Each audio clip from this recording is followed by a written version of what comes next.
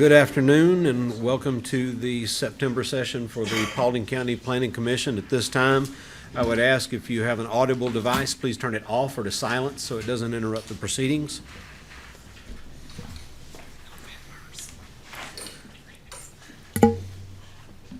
I'm going to go forward with the, I'll go ahead and cover this. If anybody's interested in how to participate in a public meeting, I think I neglected to say this a couple of times over the past couple of meetings, but there's the rules for public participation in a public meeting on the back table of this room, so please feel free to take a copy.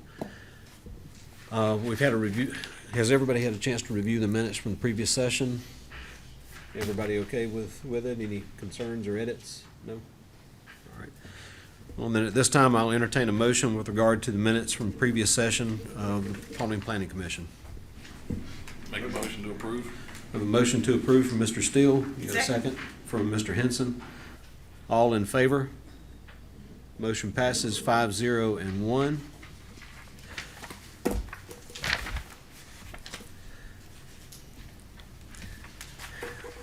Paulding County Planning Commission is a recommending body. We will hear the applications that are presented to us. It will be up to the applicant to present for themselves or for the applicant's agent. There's 15 minutes allotted in total time for the applicant, anyone who wishes to speak on behalf of the application. On the other side of the coin, if there's anybody who wishes to speak in opposition to the application or may have questions, comments, or concerns, there's 15 minutes allotted there in total time also. All applications heard before us will be voted on, and then a recommendation will be forwarded to the governing body for the applicant's jurisdiction, which in this case will be Paulding County Board of Commissioners, and it will be forwarded to their meeting on which day? October the 10th. October the 10th at 2? At 2 p.m. The applicant must be present for it to be considered. So, without any further ado, Mr. Robinson, if you want to introduce the application. Absolutely. Good afternoon. Application 2023-25Z. Application by Greg Coots requesting to rezone 24.457 acres from R2 Suburban Residential District to I1 Light Industrial District to operate a contractor's office with equipment storage. Property is located in land lot 619, District 2, Section 3. It's on the south side of Copper Mine Road, west side of Weddington Road, and east of Thompson Road. The address is 46 Weddington Road. It's in Commission Post 3. Staff has recommended approval with 7 stipulations. We've had some material that's been submitted by some of the citizens to the southeast of this location that's been sent out to everyone, and the backup material in your packet. All right. Applicant present. Is present. If you would please come forward, sign in, state your name, and address your comments to the chair.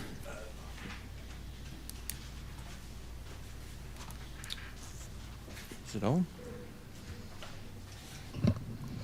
Name's Jerry Johnson. I'm with Perspective Engineering. I'm here with the owner, Representative Greg Coots.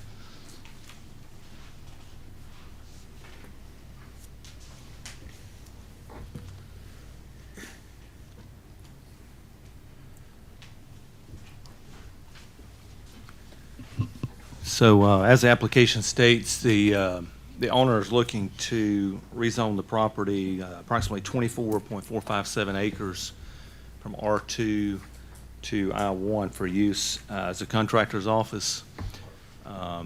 He feels that's the best use of the property, and it's what the current county land use plan calls for the use for the property for future use.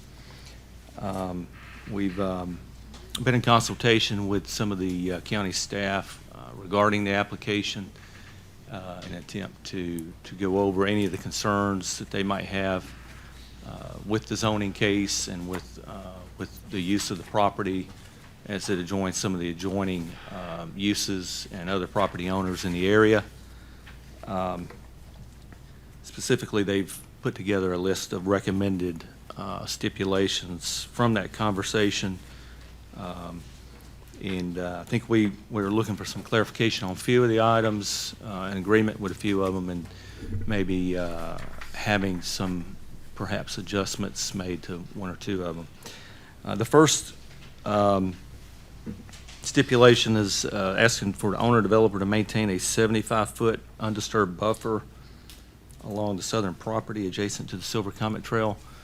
We're looking for clarification on that, whether that's adjacent to the trail itself or to the property line, because it's going to make a large difference regarding where that line's going to land on my client's property. The second stipulation would be that the owner or developer agrees that no vehicular access would be allowed along Weddington Road. We are in agreement with that for the western portion and specifically for any truck traffic that may be coming in and out of the property. But the eastern portion, Copper Mine is somewhat blocked from the remaining portion of that southeastern tract. There would be no way to get access to Copper Mine Road from the eastern portion. So we'd ask that the limitation be to the western tract and to any truck traffic that would be going in and out of the project. And so that if they needed access to the remaining tract on the east, that of course they'd be allowed access, because that would be the only way in and out with the pond and all the buffers that go with it on the northern portion of that tract. Would you restate that, the point of clarification on that? The clarification would be that we would agree to no access for the western tract off of Weddington and no truck traffic at all off of Weddington, but that we would allow vehicle traffic to the eastern tract off of Weddington should he need access over there in the future. What would be the intended use of the eastern tract? I mean, if you're not putting trucks over there, because this is for a plumbing supply company. Well, right now, the county uses a drive on the track to get to their lift station. So, I mean, I don't know what other use he'd Would that be the have. access point you're looking at? No, Okay. we don't have any proposed use at this time, but we wouldn't want to prohibit use later on. We understand that we don't want truck traffic on this road. It's not constructed for that at this time. It wouldn't meet the current county standards. And would be in agreement to not put truck traffic on it in the future for either tract. We just don't want to limit the access to it at all with, typical, vehicular traffic. And the lake is blocking you from access to Copper Mine. Yes, correct. And then the usable sections based on setback is really mostly the southeast corner of the property. Is Correct. that correct? How big is that piece, do you think? If I had to guess, I would say 2 to 3 acres.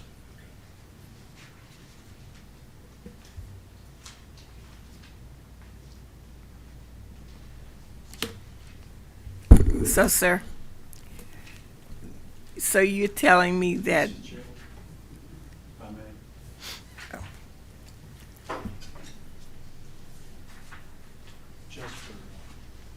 Just for clarification, I was under the impression you may be abstaining from this. yeah, but I have a question. If you abstain, you I also can't have to ask a abstain from question. discussion. Okay, but I can't ask a You question. can when it comes time for questions, comments, or concerns. You would be a participant at that point, Oh. I would think. I would probably refrain altogether. Okay. All right then, thank Okay. you. You're welcome.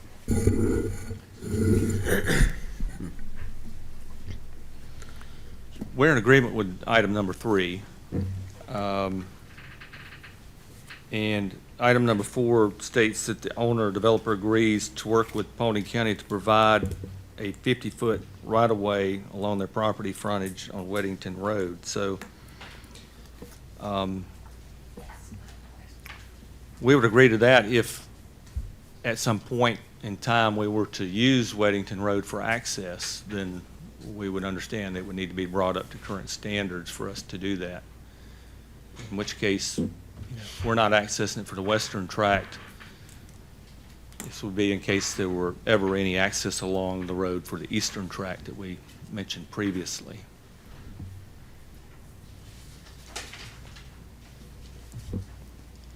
Wouldn't that be harder to accommodate if you've developed the property at that point and then you start using Weddington Road and have to concede the right-of-way at that point?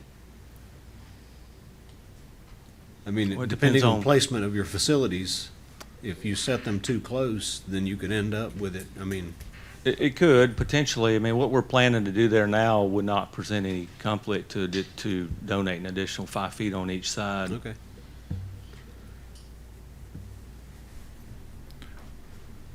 Can you state that again, reiterate it? I got a little lost in it. Okay, so,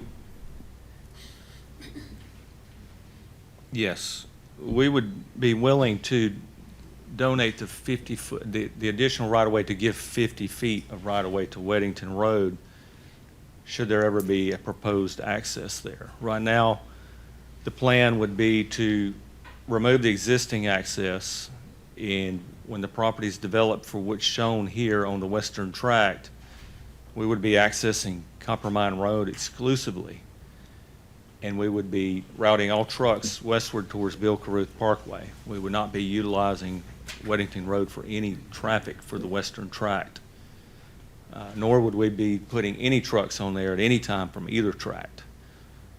But if we did build a driveway on the eastern tract to access that property, at that time, we would be willing to donate the right-of-way.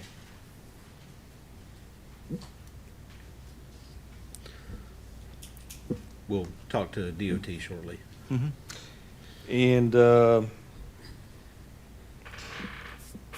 we're in agreement with stipulation number 5 regarding the 10-foot utility easement along Copper Mine, and agreement with item number 6, which will provide a traffic memo for the development for analysis of traffic counts and patterns related to the property's access. And we are in agreement with item number 7, which agrees to the prior use of the existing house, prior to the use of the existing house on the property as business office, that building permits and inspections would be required. So I think, we're aware of some of the concerns in the area and want to try to build something that's going to allow for, harmonious use of property between the adjacent property owners, but would like to try to get clarification on the first item and then the other items we mentioned, which it would be the buffer that's being requested along the trail. I mean, we'd be willing to offer a buffer measured a certain distance from the trail. If I think that's what the intent of this is, the way it's worded, it's a little unclear whether it's the trail or the property line, but I think maybe Chris could provide some clarification. I will go to him shortly. Right now, well, as a matter of fact, we may go ahead and do that, just to address the first stipulation. Can you define for the applicant the 75-foot requirement? Yes, sir. First of all, I wanted to go back and just note that the buffer defined is providing screening and such from dissimilar uses. Because there's questions, is the Silver Comet Trail or not zoned residential? But the definition of a buffer is dissimilar uses. Yet we were asking, because in our belief, based on the ordinance and the definition, that there's a required 50-foot because it's a light industrial. That's required.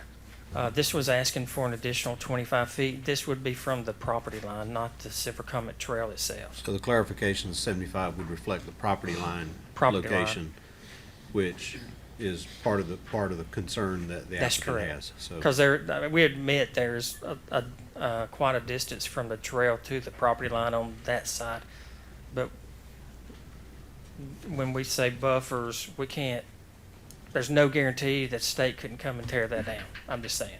I don't think they will, but we can't require a buffer on somebody else's right of way. So you're saying that the buffer requirement is intended so that if the state were to come through and clear cut the whole right of way, you still have preserved a buffer for screening from dissimilar uses. That's pretty much it. Okay. I don't think that would happen. Okay. Any questions? And it's currently required 50, we're asking for 75. That's our opinion, yes. And then back to the applicant, you got a 40-foot rear setback. Your pad there, I'm assuming, is what it says, proposed truck parking, just for equipment and vehicles. What's that distance from that to that? I mean, it looks fairly flat based on the topo. Yeah, this, So you're not gonna have a ton of grading. What's the distance in the 40-foot setback to that south corner of that parking pad? Another 15, 20 feet? if I had to estimate, I'd say that's probably a good estimation. So it would run your parking pad more north, another 15 feet or so. It would shift your layout, basically. Correct, it would. We've got the parking area laid out in the portion of the property where the property's topography allows it to be without having to do a substantial amount of grading and additional land clearing to accommodate it.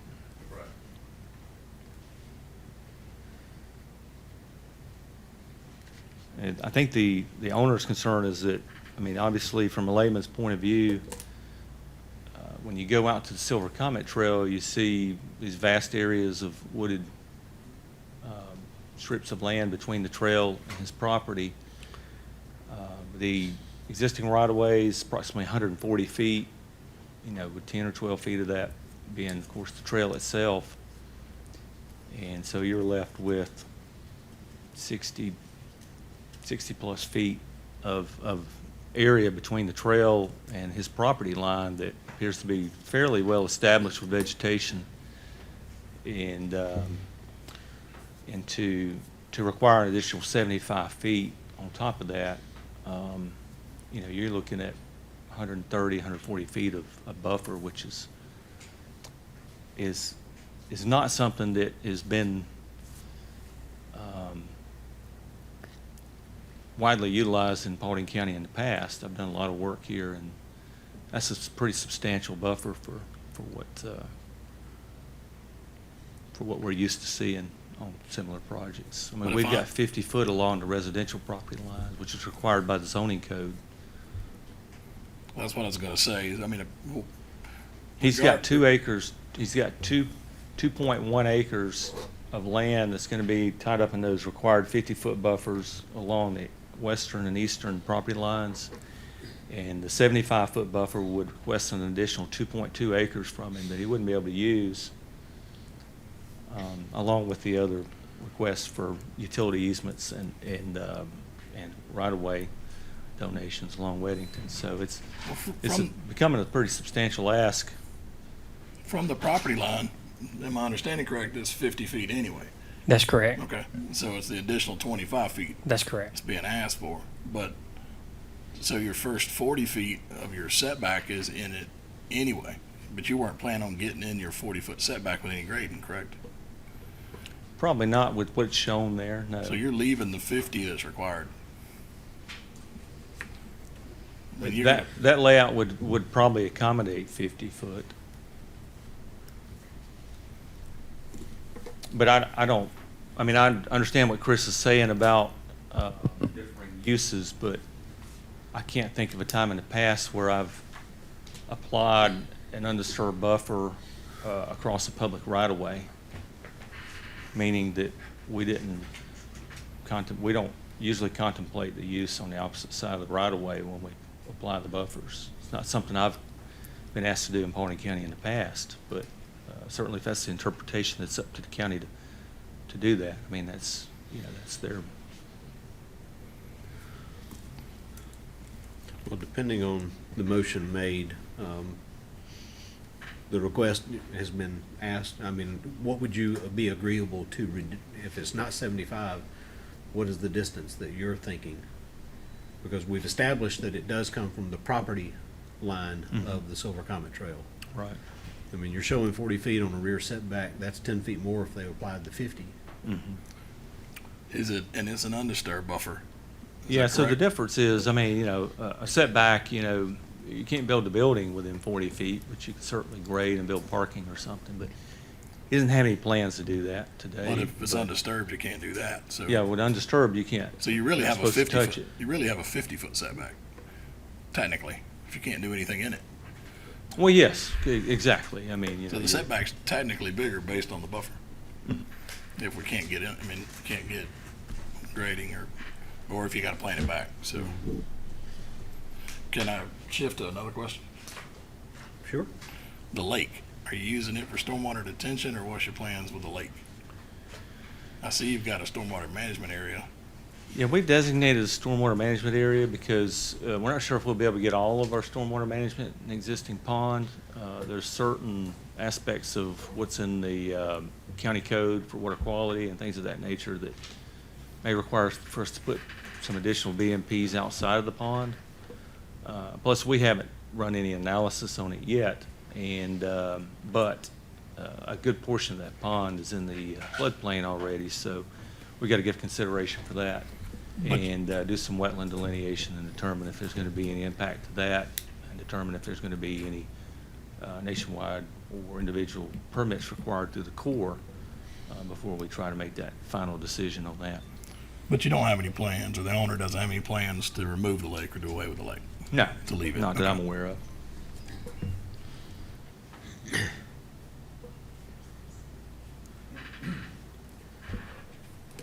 Any other questions to the applicant from Planning Commission? Yeah, I have one. What kind of contracting business is this, and what kind of equipment and trucks will be stationed there? I'd let the owner answer that question. He's a little more well-versed in, his day-to-day operations. Greg, do you mind? If you come forward and just for the record, state your name and address your comments to me. Greg Coots, and our business, we're in the underground utility business, water, sewer, storm. We have contracts with different counties and cities around the Atlanta area. And so we have heavy equipment that I like to keep on the jobs. I'd rather not be there on our yard. And we have crew trucks that leave in the mornings, and a low boy that would go out occasionally, like a couple times a month, moving equipment. And as far as employees there at our office, we have 3 to 4 office employees, a couple of mechanics that's there on the property day to day. So approximately how many pieces of heavy equipment do you have, and how many heavy-duty haul trucks? Have 2 tandems, a low boy, excavators, probably a dozen, and they range anywhere from, mini X's all the way up to, 250s, which is, you're getting up less than 100,000 pounds, on those. What about material? Will you be storing head walls and pipe and RCP pipe and all that kind of thing out there as well? We do. We, trench boxes, road plates, some material as far as pipe and head walls, manholes. We do store some.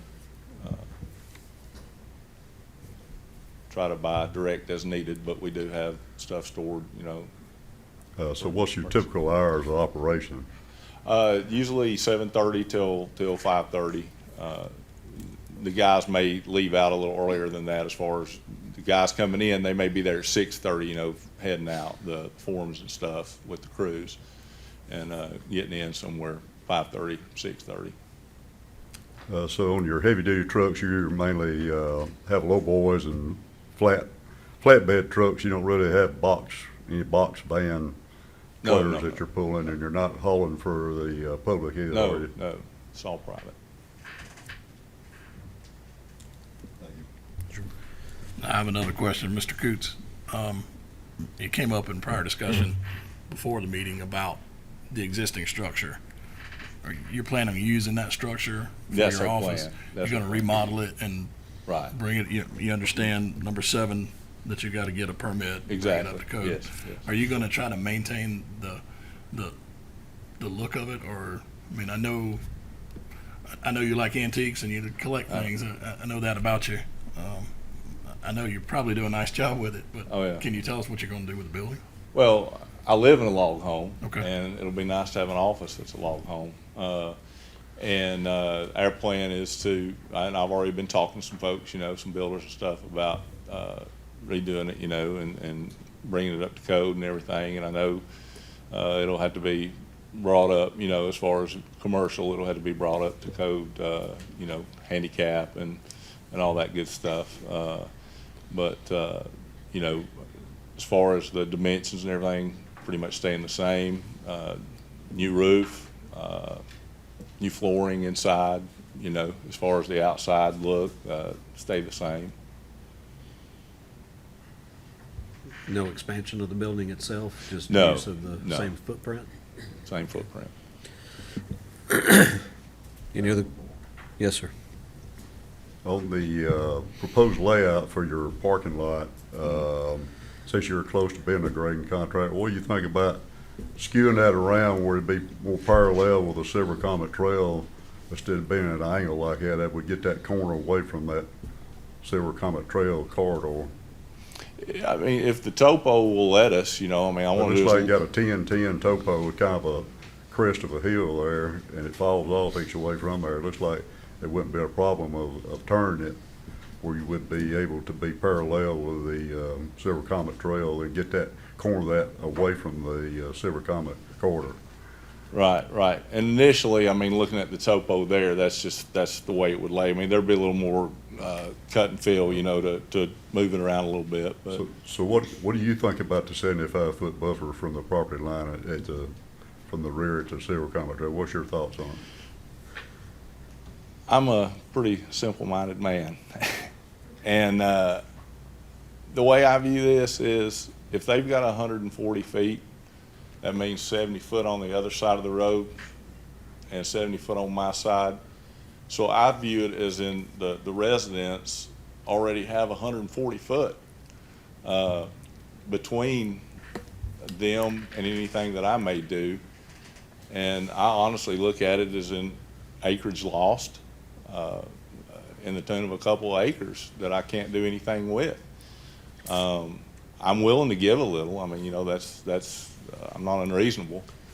But to me, there again, simple-minded, I'm putting a buffer up against a buffer. So. The requirement's already 50 foot, 50 so really foot. just get another 25. Yeah, I would, if 50 foot's what I've got to do, I would rather stay with the 50.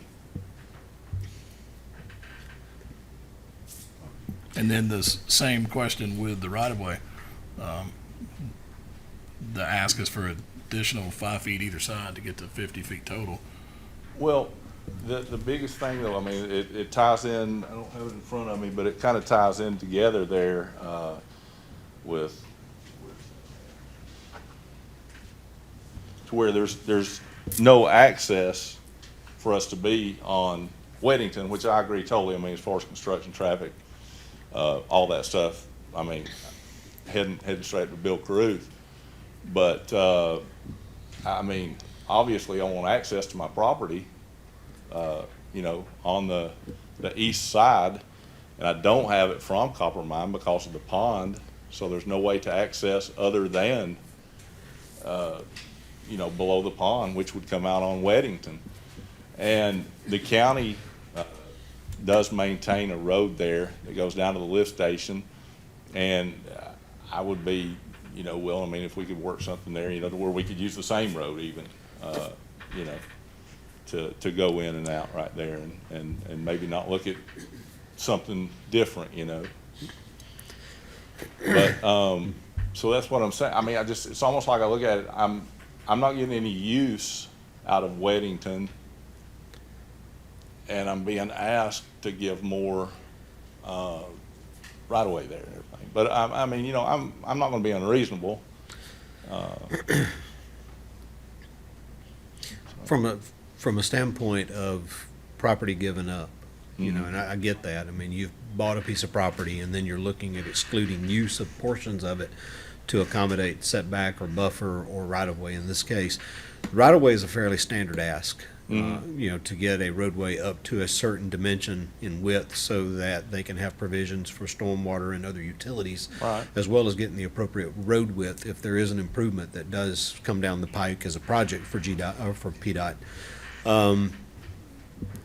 I could understand the ask of the right-of-way. I understand your point on the 75-foot buffer. Just me personally sitting here, I get that.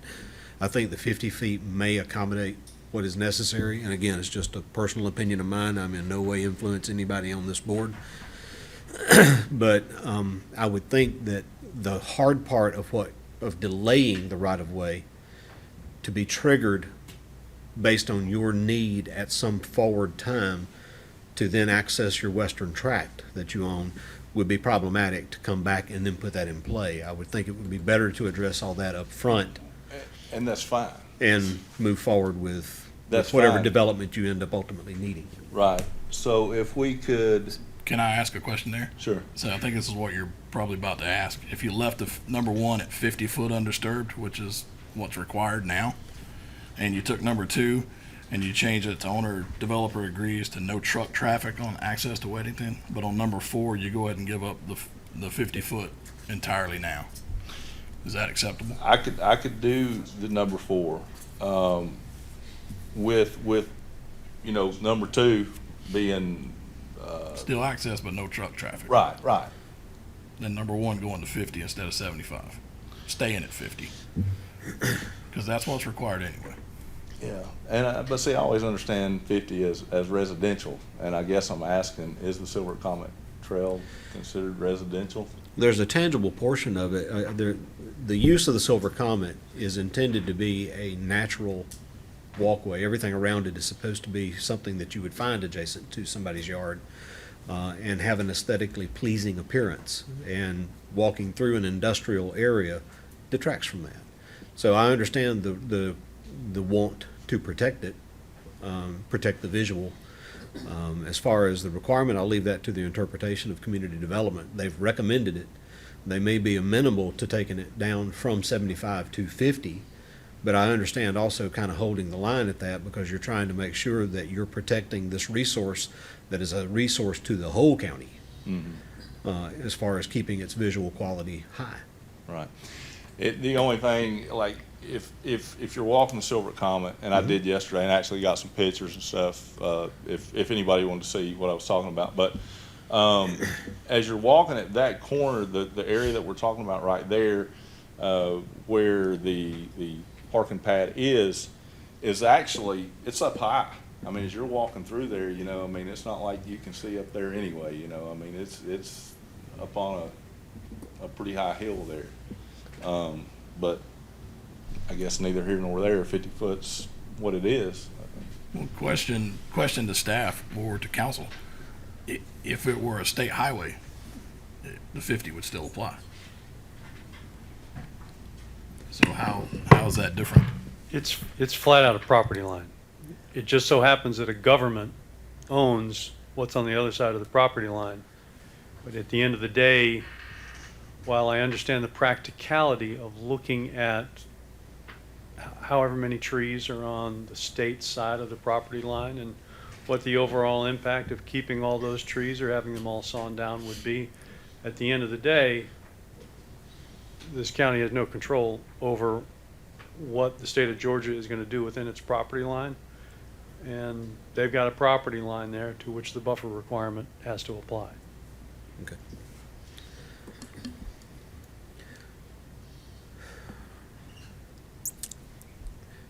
There any other questions to the applicant? So if you had access to Wellington Road, what kind of traffic would be on the access? What kind of traffic would you be placing on that access? Well, as of right now, I'm thinking way ahead here, I have no plans right now. It's just, I would want access over there, there's no plans right now of what I would do over there, it's just, I'm asking right now, with that being, put on there, number two, no vehicular access, it throws me there a little bit. So, I mean, as of right now, there is no plans for, you know, But if you had plans to, if you grew and your office needed to be larger and you wanted to place it over there, you want to hold that ability to do it. right. So going back to the no truck traffic on the Weddington access. Right. Okay. Mr. Phillips, did you have something? Yes, if, Mr. Chair, if I may I have a moment to speak with Ms. Fitzgerald regarding her abstention and potential conflict of interest? I want to clarify that with her so she's got a clear understanding of whether she has a conflict or not. Absolutely. We'll take a pause for a moment.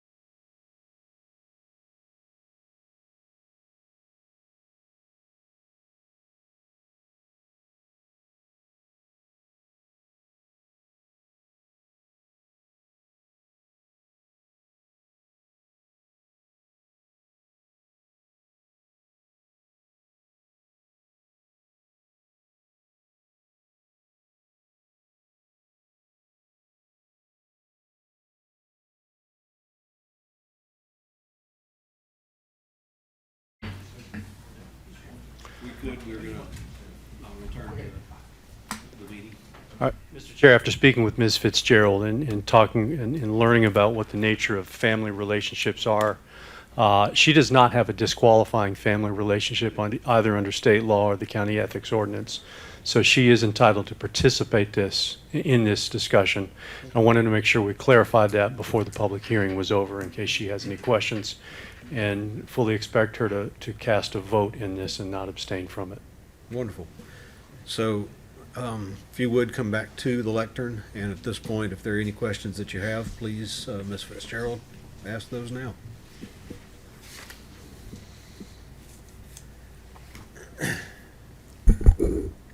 That's fine, because you answered my question about the Weddington Road access. You already answered that for me. I was mostly concerned because there is a curve there, and it's blinded. So you really can't see if a vehicle is coming down the street before you come out in Weddington Road. That was my concern. Sure, I understand. And of course, if we were ever to plan any type of entrance along there, we would work in conjunction with the DOT here in Paulding County, make sure that there is adequate sight distance available and make any geometric modifications to the roadway and donate any appropriate right-of-way needed for that at that time. But you still gonna use, it's a driveway there now, you still gonna use that driveway, right, to get to the cabin? I think he will in the short term until he gets his new drive constructed off of Copper Mine. But he will not be bringing trucks in and out of there, not any of the big trucks. He might have a pickup truck or something go in and out now till he can get everything built. But all of the traffic, once the facility's finished, once he's made the modifications to the building and constructed his parking area, all of the traffic will be going in and out on Copper Mine, and that existing drive will be closed. Mr. Coops, may I ask you a question? Yes, ma'am. And this is a lake question. I know that you don't have any plans to do anything with this lake right now, Right. but are you gonna mow the lawn and manicure the trees? Well, as of right now, I think the county actually mows a big portion of it because it goes down to to their lift station along the driveway and everything there. Actually, I can't say that. I'm really not sure. It's just been mowed every time I've been over there. The citizens did this. Okay. Since Mr. Weddington wasn't able to be here, Right. a lot of the times, they kept it clean. Right. They kept the grass mowed, they kept the trees trimmed, and they put fish in there. So, are you I gonna? love to fish. Well, my question is, will you take this away from them? No, if that's the case, to where, you know, they've been the ones mowing it and keeping it up, and then I'll keep it mowed and everything. Yeah, and I'm assuming you're talking about that would be on the east side of the lake, because everything else is pretty Right, much it's grown right up there all the way by around. Weddington Just Road. on the east, or the west side of the lake. So, yeah, I mean, that'll be something that we'll maintain. Now, there were boulder rocks, Uh-huh. and they were put out there in an art form, but I noticed that they've been removed, so people used, at one time, they would come and take pictures, Uh-huh. especially on Mother's Day and Father's Day, they would Right. bring their children Right. and take pictures here. Right. So I just want you to keep it nice, so Yeah, people can absolutely. fish there Absolutely. and bring their families, because that's what they do. Right. I mean, absolutely. I mean, as far as keeping it up and stuff like that. Now, that is something I guess I gotta ask myself as far as from a liability standpoint, you know, as far as people being on a piece of property with water and stuff like that, you know, I mean, that would concern me.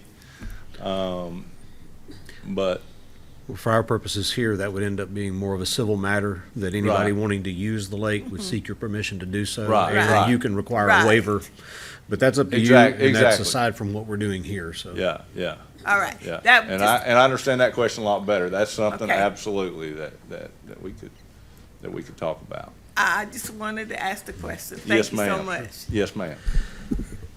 So are there any other questions to the applicant? I have a question on number 2. It says no vehicular access to Weddington Road. And you talked about the east and the western side of this.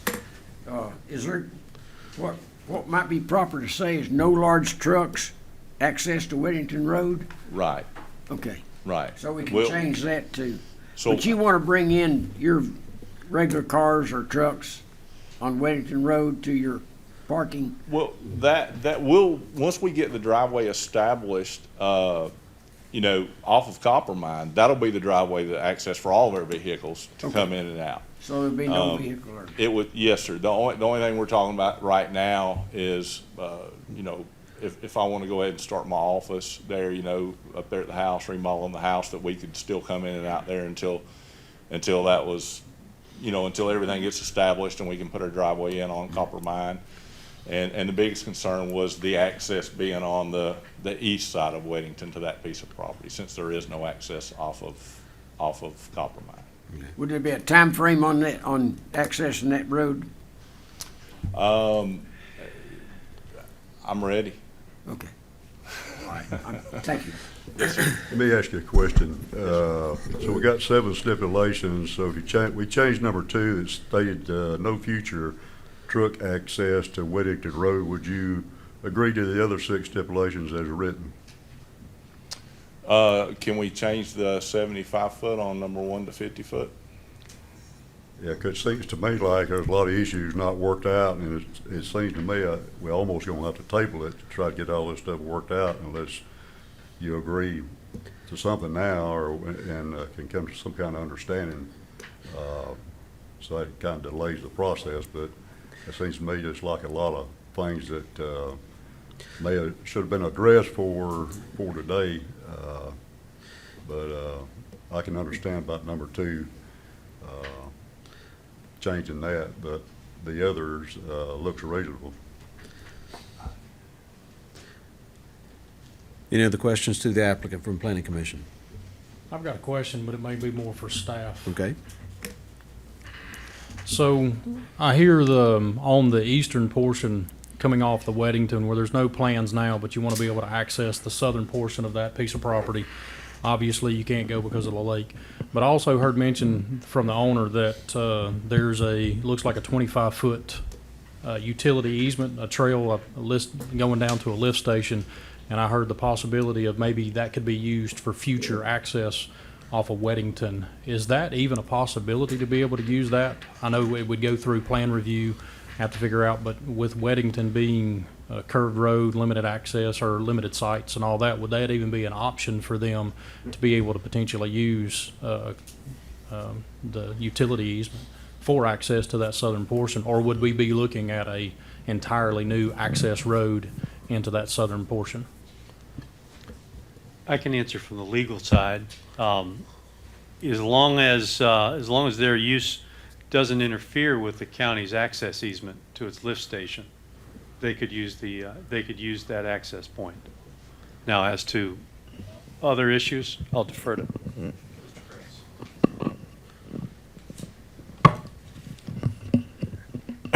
From a staff standpoint, we know, and we're working with Mr. Johnson and with our county engineer, that there's a large amount of floodplain on the eastern track.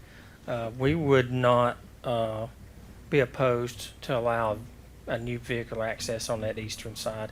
It's very limited, any kind of development over there, so it wouldn't be any impact. So,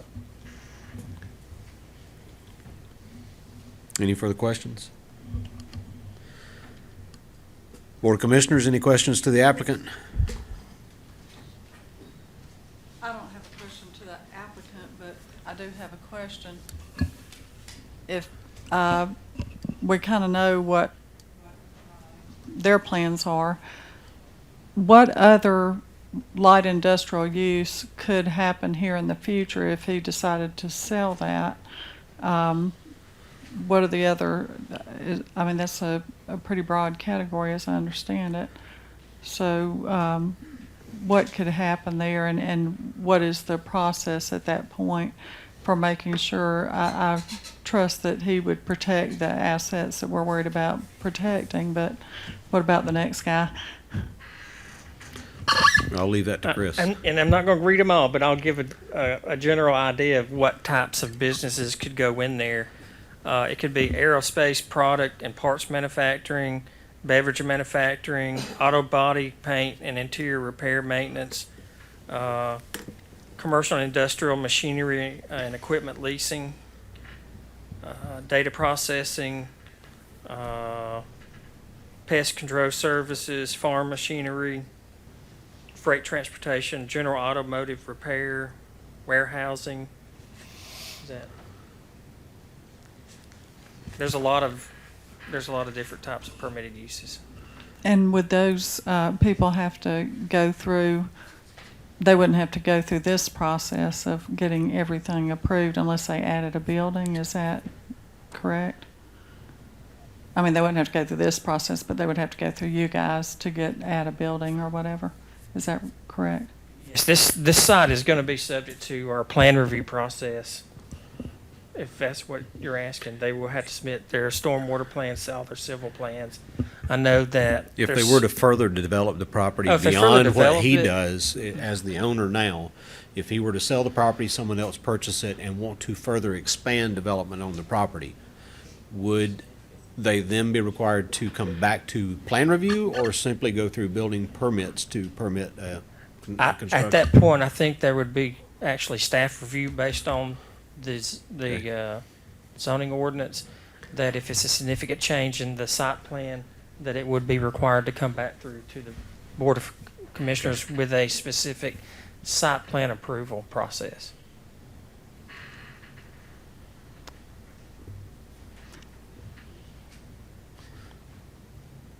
Anything further to ask? No, that's okay. Thanks. Now, there are special exceptions and special use permit uses that would require them to come back before Planning Commission as well, so, but, all right. Any other questions from the Board of Commissioners? Thank you, Mr. Coots. Can I finish answering Mr. Aston's questions? I got this in front of me now. So the number 2 and number 4.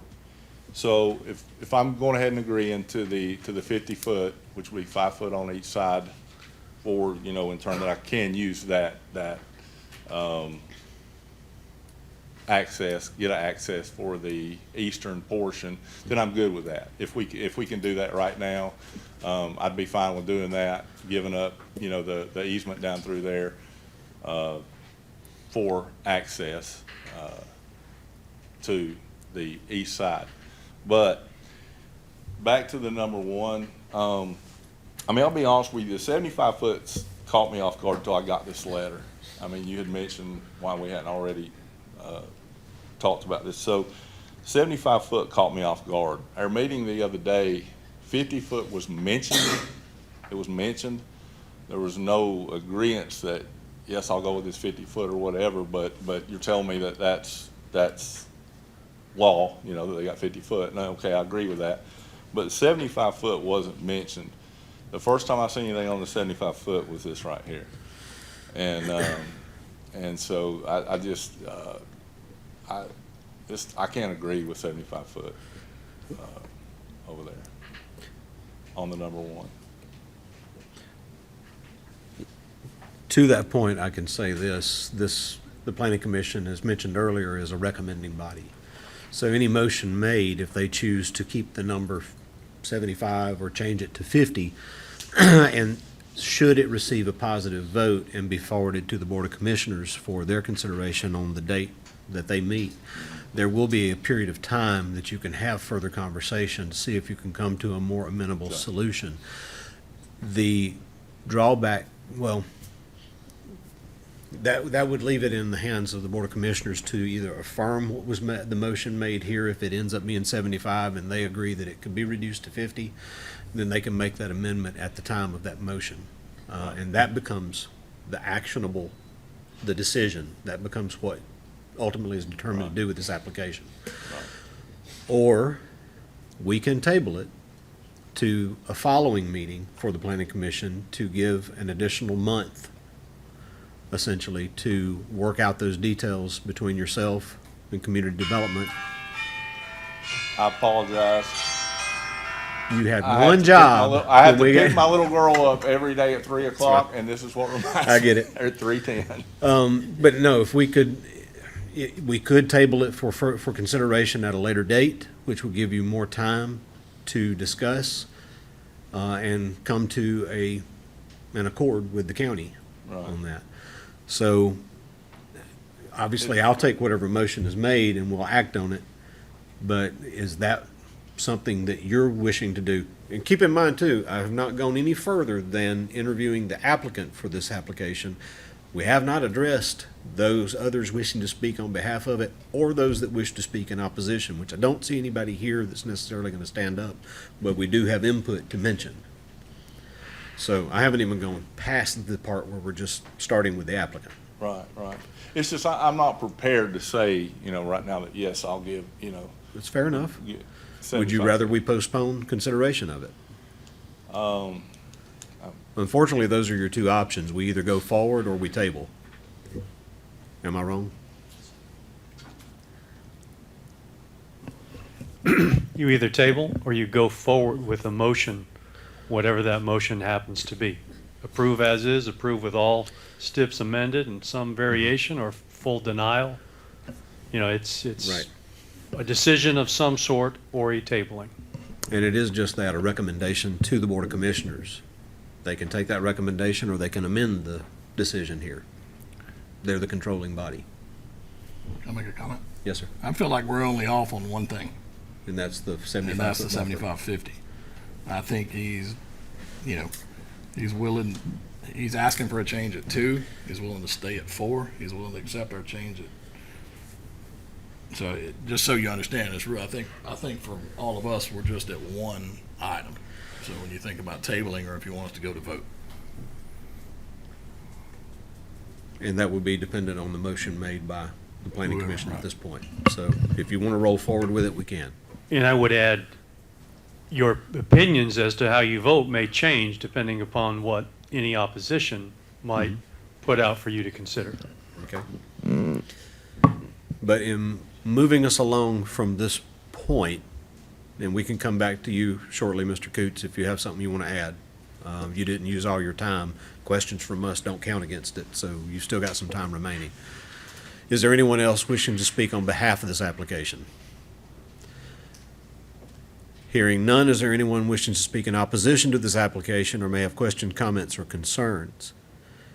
Hearing none, I will add to the record what was forwarded to us in our package, and it does have a couple of questions that may be more staff-related as far as automatic requirements versus what the applicant chooses to do or not do. There were 5 points made on it. Some of them are,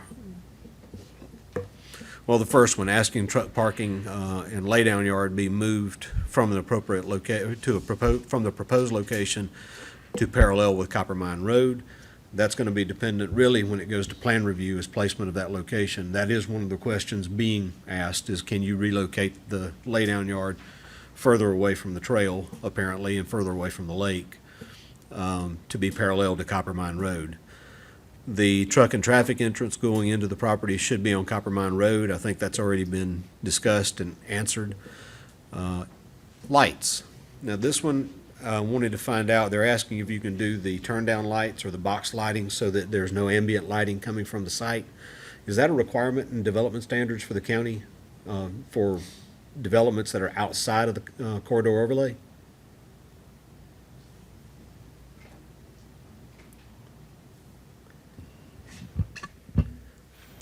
They're not on the corridor overlay, which would require a maximum 30-foot box shielded light. They are some other mechanism for light spillage, but if that's something that the board's agreeable to. Yeah, that's just one of the asks from the concerned citizens or from the citizens of these different streets: Weddington Road, Copper Mine Road, Alexander Path, Watts Road, C.W. Sims Road, and Echo Point Place, as far as lighting. The rest of these would be mostly addressed in plan review, and I'm sure Paulding DOT would have their statement as far as positioning of the driveways or use of different roads for certain purposes. We've also addressed some of that in the comments. So is there anything else anybody wishes to mention with regard to these requests by the residents? Well, just on the request for the lights, if we asked the applicant if he planned on lighting it anyway. Absolutely. So, assuming that there's nobody, seeing that there was nobody else here to speak in opposition, if you want to come back forward, would that be something that you would entertain as far as doing shielded lighting for the site? So Sure, you're talking about where it's just, yeah. that would be an 8th stipulation. Stipulation 8. Yeah. Right.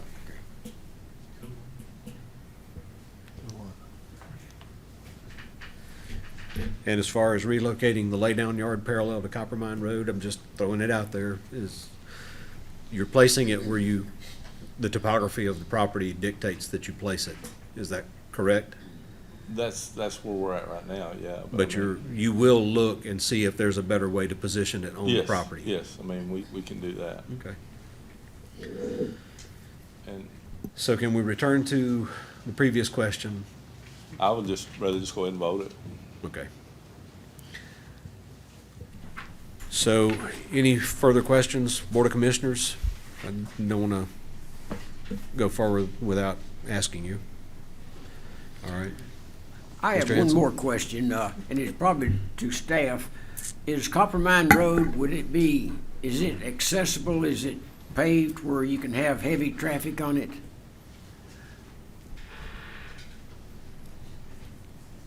Yes, Copper Mine Road is paved. Okay. And, I mean, accessible with, heavy traffic? Again, I mean, it's not considered a county truck route. You do have some businesses that are alongside Copper Mine Road. As part of this rezoning application, one of the stipulations provided was a 10-foot utility easement along the road.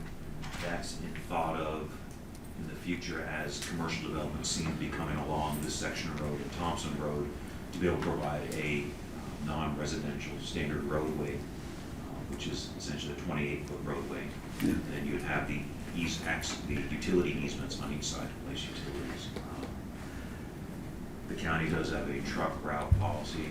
The way that policy is written, all trucks are utilized over a certain weight, over a certain length, are utilized standard truck routes, which are state highways or again the county designated truck routes, unless they're going to a place of drop off or pickup or going to their terminal essentially. Well, to your knowledge from this location, what is the most direct route to an acceptable road for trucks over that certain weight limit? Glad you asked me. I actually measured this. It is Bill Caruth Parkway. Thank you. Which, Mr. Coots, you already said you would have your drivers go that direction, so just reaffirming that. So at this time, I will entertain a motion. Again, if you would be considerate of the different stipulations. We have added an eighth for shielded lighting for the property. The possibility of amending stipulation 1 from 75 foot to 50 foot, that has to be in the motion the way you determine you want to state it. And then number 2, which is to owner developer agrees to no large truck traffic access to Weddington Road. It was one of the proposed amendments. And am I missing anything else? Okay, I'll take a stab at the first motion. all right. I make a motion to approve with 8 stipulations, with number 1 being modified from 75 feet to 50 feet undisturbed buffer along the southern property line adjacent to Silver Comet Trail. Number 2 being modified for owner developer agreeing to no heavy truck traffic off of Weddington Drive for the eastern portion of his property, with access to that property to be determined at a future date with application to Paulding County DOT. With number 3 staying the same, number 4 staying the same, 5 the same, 6 the same, 7 the same, and adding an 8th stipulation of shielding lights for his illumination of his site. Okay, so we have a motion, and I am not going to repeat what Mr. Steele said.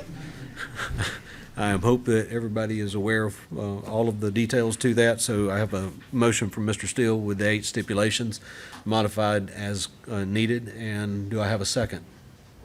A second. Second from Mr. Wicks. All in favor? Motion passes 5-0 and 1.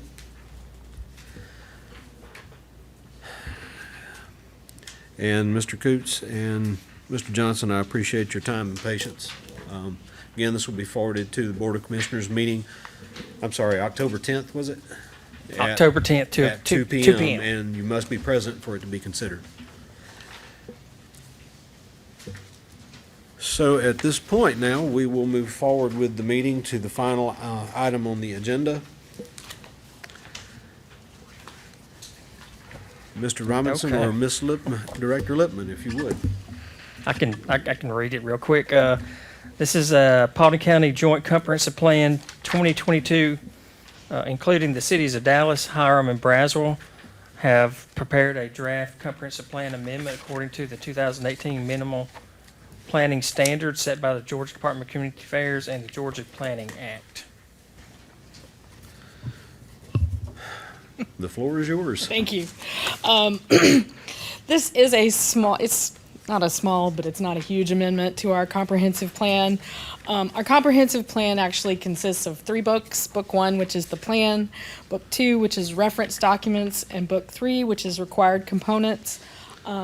The comprehensive plan was adopted in October of 2022, and that was prior to finishing the comprehensive transportation plan. And we also added a special area study on the Highway 92 area. So I'll just give you a brief summary. I'm going to start with Book 2. We are changing the reference documents to include the updated comprehensive transportation plan as well as the Highway 92 special area study as reference documents. When we adopted the plan back in October, we did not update Book 3, which was the required components. This was just information regarding public participation and procedures. This is kind of a lot of the copies of the letters that were sent, resolutions that were adopted, so we updated Book 3. We made a few changes to book one. We corrected a few typos. We had a few streets spelled incorrectly, and the remainder of the changes were due to the Highway 92 special area study. We modified the Bill Caruth Crossroad area because of that study, and we actually added a new crossroad area called Brownsville, which is at the Brownsville and Highway 92 intersection. We also made a few tweaks to the Airport Employment Hub Wellness District and employment corridors to add language found from the Paulding County Code of Ordinance, Chapter 25, Article 1, that relates to, that's the Economic Incentive Ordinance.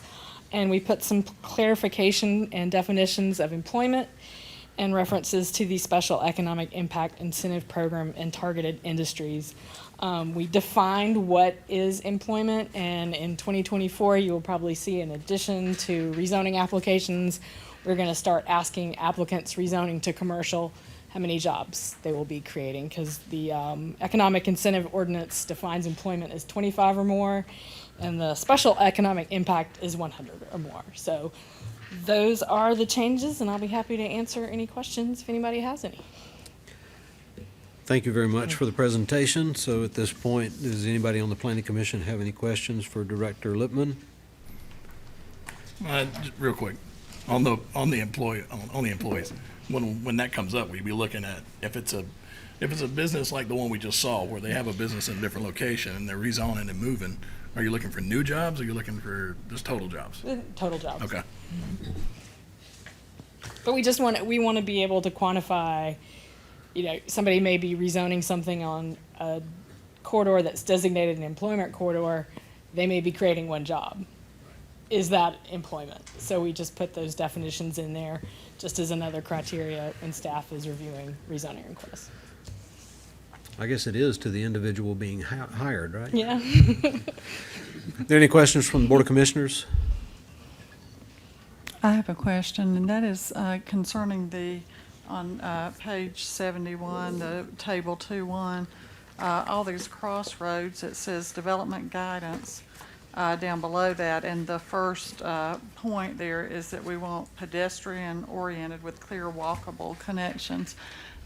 Is that really what we want to encourage on Highway 92, that's going to be 6 lanes, is for people to walk around over there? I mean, right now, the idea is that it's a jobs corridor, and we're really, I mean, it's not like subdivisions are right around there or anything like that, so I just have a concern there. It may surprise you, I actually have an opinion on that. I get your concern, and I think it's a valid thing to have discussion on, but I do know that just our experience in Hiram dealing with pedestrians that utilize 278 without sidewalk, 92 without sidewalk, you're going to always have that pedestrian component on these roads, and to make safe accommodation for them, I think is a good thing ultimately, because we've had too many hit pedestrians. Few fatalities, thank God, but we have had that happen, and with the appropriate accommodations being planned and implemented in those thoroughfares, I think it does make a difference, and it would be an ounce of caution versus, a pound of cure. I think it would be good looking forward to it as far as development. But of course, I give way to anybody else who has another opinion, so. I will ask you to look at the map, the supporting policy map that's page 88. The crossroad areas are parcel delineated, so that is for in that parcel. So if you had a crossroad community, you would want pedestrian facilities for any commercial uses in those identified parcels. If you look at the supporting policy map, Highway 92 is an employment corridor, so the crossroad community doesn't apply to the whole corridor, just those parcels that are defined as a crossroad community. How long would the sidewalk go? Would it go all the way down 92, or would it only be at those intersections? That's the kind of thing that we would look at when a development came. If you had a large warehouse that wanted to develop on 92, you might not want sidewalks in front of that because you would want traffic to be going.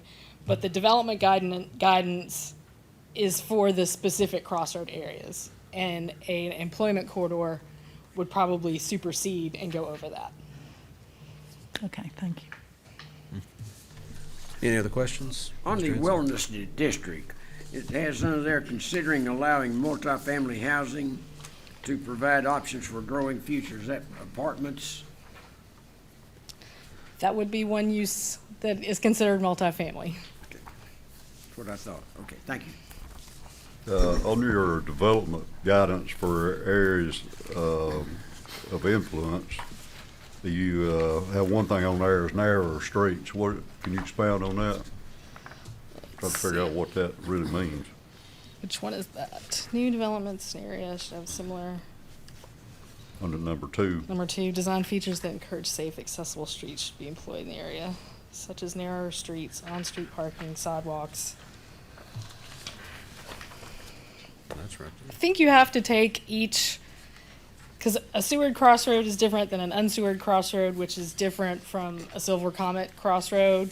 I think that's why each crossroad has specific parcels, and when we look at development in each crossroad, I think you have to take each one of them. Like a crossroad community that's in Union is very different than the crossroads. So I think when you do a comprehensive plan, you kind of have to be general, but when you really get down to planning it, you're going to get specific when you have a development in a specific crossroad. But as the developments come through too, wouldn't we have to look and see what the county's plan is for the area so that it's specifically tied to what we're looking for overall? Yes. Not just have it one after one after Right, one, doing right. it a different way. And that's Absolutely. in the reference documents, we did special area studies. So a special area study gives more characteristics for that area. And when we did the comp plan, we just could not study every crossroad area. That's something, as we do more updates, we will do more in-depth studies. I'll just give one example of where we've seen this before is one of our ordinances where we have sidewalks within a certain distance of a school on a development. If we build a development and it's within that distance, yet there's no sidewalk between where my development ended and the school, I have sections of sidewalk where they can walk, but then they have to walk through just basic right of way to get to the school if they even used it. So I think you have to look at what our overall plan is when those come in individually. You're being very broad when you do a comprehensive plan, Yeah. and you really get into the details when you get a specific request Right. on a piece of property. And it's guidance. It's not the law. It's just a guide.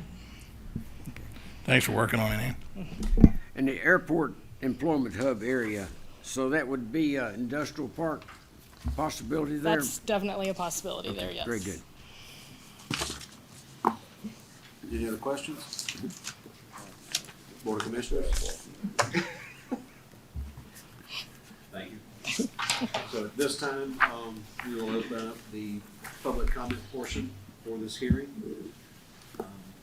That is now, so anybody wishing to speak, come forward, sign in, state your name, and address your comments to the chair. Hearing none, we will close the public comment portion. And we will need to make a motion to send to the Board of Commissioners as a recommendation for the Paulding County Joint Comprehensive Plan 2022, including the cities of Dallas, Hiram, and Braswell. Anybody want to make that motion? I make a motion to approve. Motion to approve by Mr. Aston, Second. second by Mr. Henson. All in favor? Motion passes 5-0 and 1. Thank you very much for your time and patience. Chuck is listening to staff there, right? I'll have a motion to adjourn. I'll make that motion to adjourn. Second. All in favor?